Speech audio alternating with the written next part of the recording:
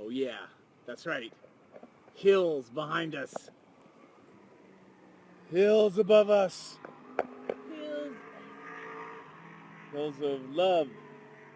The hills are among us. Alive. With the sounds of hiking and heavy breathing. It's Reid from ReidAboutSex.com and who are you? I'm Allison Moon. From where? Oh, girlsex101.com. Yeah. We are, for those of you who've been watching other videos, you know that I was on a 10-day road teaching, lecturing thing, some business conferencey stuff. And now I got home last night and we try to do some sort of date activity. As soon as I get home. Hiking! Hiking today. I was tricked into this. You were not. I was, yes. Totally. And I'm wearing my t-shirt, or my long sleeve shirt, from MacEwan University in Edmonton, Canada. So thank you, the Resident Life with an S something. God, I feel so bad. Yeah, Resident Life Services, thank you. For my cool t-shirt. It makes me feel like I'm from the movie Divergent. Are you Divergent or are you Valor or something? I'm geek. That's one. So we're going to talk, we were talking about goats a minute ago. I was researching goats for my future fantasies. So as you comment or as you come in, hit some emoticons to be the carrot that we look towards as I carry. Very steep right now. It's very steep. And we're talking about dating adventures in my Relationship 10X online course. I talk about experiential, homework and things called bolster dates, which is about when you're going out of town, or maybe you're going, if you're in an open relationship, you're going on a weekend or a date with another lover, or even if you have friends and you're going, for like friends weekend or something. What's the date you go on with in your relationships to bolster the connection? And we're really breathing heavy now. We're bolstering. And there are people by the roadside. All right. Okay, so let's So we're talking about bolstering the connection, and this is something that Allison and I started doing probably when I started creating the Relationship 10X course, where we really started getting savvy about what we needed before I went on the road, and then also what we needed when I got back from the road. So this would be an example of, we're bolstering our connection, or maybe it's a reconnection date or re-entry date or something. I don't know. We haven't named it something fancy. That's right. You want to go back to the logins again? Yeah. We'll show you guys the fabulous view. Yeah. So as you're signing in, just say where you're watching the video from, what city or what town. It's always, I enjoy watching people and where they're at. We have people from Denmark, Sweden, nice. And then British Columbia, and then around the U.S. So for us, we're just going on a hike, and then there's a little cigar and coffee bar that we're going to go, and I'm going to smoke a cigar because that's one of my bad habits. But I don't do that often. You also don't have many bad habits. Yeah, but that's one of the things that I do when I've been working really hard. When I come home, one of my decompression things was this morning I took a bath, and I read a book. And you put on your face mask? I put on a mud mask. And then I did that, and since I tend to wake up earlier than anybody else in our loft, like I do that, and it's also kind of a quiet time for me too. Do you want to go? Let's ask the audience. Should we go down this way? Or should we go over sideways? So if you think we should go this way, hit a bunch of emoticons. And then if you think we should go the other way, it'll take a couple seconds. If you think we should go the other way, then leave a comment that says go the other way. And then let's watch. Choose your own adventure. It says you're in control. Of course, if you're watching this recorded. Oh, yeah, the Netherlands. Hello. Hello, Netherlands. Yeah, so let's go this way. Okay. All right. There'll be more people later. I'm just saying. But then you, oh, look, emoticons. Tons of emoticons. Okay, this way. Turn around. All right. So, in the video the other day, I was talking to my sex educator friends, because I try to give business advice as well. A lot of emoticons, honey. We're going the right way. This is good. This is like you're all helping us find the treasure. And so I was sharing about like what I do for re-entry and decompression when I come back from a conference or I come back from, a lecture or something like that. And this is like useful stuff for relationships too. It's also really useful if you're single, to understand what your needs are for relationships. Should we go interview that couple that's picnicking? No. No? They were cuddling. There's cuddling happening in the fields. It must be spring. But when you're in a relationship, it's useful. But even when you're not in a relationship, it's really useful for you to know yourself and what your needs are. When you come back from a work trip or road trip or even from like holidays with family, it's good to know what you need. And for me, I like baths. And I also, I read a lot sometimes, but I haven't been in a big reading mode lately. So I've been trying to read more, and that's been helping me ground. And then even like doing these videos have been really good for me. And when you know these things about yourself, if you're getting into a relationship, you can kind of map it out for the other person and say, hey, these are the things that I need. I know these things about myself, and these will help me feel nourished and resourced and not cranky, which is better for our relationship. And then things that we know about us, and I shared this the other day, was, our relationship works better, especially if I've been on the road for more than 7 days, if we have sex as quickly as possible, humanly possible, for when I get back home. Oh, God. Do you want to share about, don't share about it, well, you can share about our sex, I guess people would want to know. It was really good last night. But, That's really? yeah. Hipster emoticons just want Allison to tell you more. But there's also like kids over the hill. Mommy, what are they talking about? They're Facebook Live, honey. That's Reid Malco and Allison Moon. It's okay. I don't know where that voice came from. Yeah, But weird. look, here come the emoticons. What do you want to share like what your experience is? Because you do a lot of lecturing now. We're going to the university for myself. Yeah, we're going to the University of Tennessee for Sex Week soon. And are we lecturing separately or together? Together and separately. Oh, good. So if you're around the University of Tennessee, it might be open to other students. Oh, wow, they really want to hear you talk about our sex life. Wow, there's a lot of emoticons. And there's only 2 of you watching. How's that happening? No, there's more people. So what have you learned about yourself being somebody on the road? And also, what have you learned about yourself being somebody who's home often when I'm on the road? I know that I'm much better at taking time for myself than you are. And so I find that usually I'm the one who has to have the idea to go on a hike or go get some fresh air, because otherwise you will often just work as soon as you get home. And so I've learned to nag you gently a little bit to get you out of the house. So that's a thing. And you've gotten much better at that. And truth be told, I'm on the road about 2 weeks every month. So when I'm home, it's actually nice to be home. Yes. It's not that I never leave home, but you are true. It is true that it's better for me to get out of the house, and enjoy the live videos have been helping me get out of the house. So thank you all for encouraging me about that, and thank you for tricking me into getting out. Yeah. Well, also, so I think that there's these notions of like little tiny mini vacations. We don't really take vacations because we're self-employed, and so there's life with you is a vacation.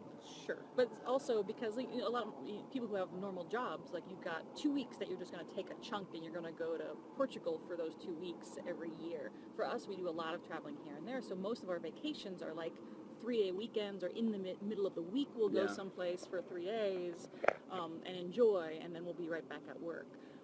But in terms of me, like when I travel, I like to spend a lot of time alone, and then when I get home, I need serious recharging alone time, because I'm an introvert as opposed to you, who's an extrovert. More of an extrovert. So for me, being on the road, meeting people is deeply depleting. So I need to go home, and I need to kind of not be social, even with my friends. Sometimes I just need to like soak in the bath, watch a shit ton of Netflix.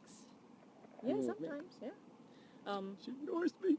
So I think that there's a lot of power in I think there's a lot of shame that we have, fellow introverts, you might experience this, of not wanting to be around people. So I think for me a huge lesson has been giving myself permission to be a hermit for a little while because I know I need it, and I'm going to be a jerk if I don't get that time. Well, and also, as can I speak about my experience with you? Yes. So, and again, like this might not apply to all introverts or all authors, but what's interesting is when you don't take good care of yourself, it affects your writing. Yes. And when you can't write, it affects my mental state. It really affects your mood, right? Yeah. Like so for me, I can always be answering emails or, you know, working on some slideshow or creating, you know, a sales page for some course or something. You know, there's always something I can be doing. Like I can be doing a coaching session with somebody. So I feel like I'm productive with my business. Like I can do these. Like I can do the videos, and that makes me feel like, okay, I did something today to move the needle. Yeah. For you, and this is my idea of it, it must be really frustrating when you're a writer to not have it flowing through you. Well, but this is moving the needle as a writer. Like going on a long walk, you know, smoking weed and watching a really amazing art movie. Like that's moving the needle, getting that juice flowing creatively and energetically. Like last night, I went to see a movie. It was amazing, 20th Century Women. Go see it. It's fantastic. Thank you, Billy Crudup, for being in that movie, my friend, if you're watching this. Yes, it was wonderful. I really recommend it. I haven't seen it yet, but I heard that you were excellent. But I've been feeling frustrated in some of my personal writing. I've been working on a book all about casual sex, and there's a lot of casual sex in that movie. And so even though I wasn't working... Do you see Billy naked? No, he seemed topless, though. Billy, what did you do? It was the opportunity of a lifetime, my friend. Okay, go on. I have a feeling the budget wasn't big enough. Well, that was the only thing not big. Well, so to speak. Okay, anyway, go back. But so it was a beautiful movie that again, even though I wasn't technically working, I was at the movies in the early evening. It definitely recharged my juices and definitely made me feel like I had some new ideas about what I wanted to share in my book. And so I wasn't expecting that to happen, but it happened. And then I, on the way home, was talking into my phone, like dictating what I wanted to talk about. When I got home, I immediately launched into typing, and it totally gave me new spirit. And I think most writers, most artists understand that about themselves already, how to recharge. But I think that, again, like if you're not actively, like if you're not on the plane on the way home from the gig working, you're not broken. Your brain is just doing other things to recharge in different ways so that you have that nourishment. It's kind of like if you're working all the time, it's like eating a little bit all the time, grazing. You never actually digest the food and have a moment of respite in between in that digestive process. You're just working all the time. And that's you not also healthy. don't get to enjoy the meal in a way that you sit down and get to enjoy an entire process. So my phone is about to cut out, so I'm putting in the... the name of the movie, 20th Century Women. It's by Mike Mills. He's an amazing director. I like him a lot anyway. Mike, if you're watching, well done. And how come you couldn't get Billy naked? That's all I want to know. Hang on, we're going to make some sound. Sorry. There you go. Introvert went on at work. Who are you? Yay! Yay, introverts. So I'm going to interrupt Allison for 1 second and just give you a shot of the scenery behind us. If you can see it, I'll get out of the way. You can enjoy. There's Oakland. I almost fell down the hill. There's San Francisco way in the distance. That way. And that's the Bay Bridge, right? That's the Bay Bridge, Yeah, okay. The So building gets covered by that tree. So make some emoticons for San Francisco, and then let's come back to this. So because they emoticoned us, and as a means of, did you want to add anything else to the writing stuff? Okay, so we're gonna end on the sex because you emoticoned for it.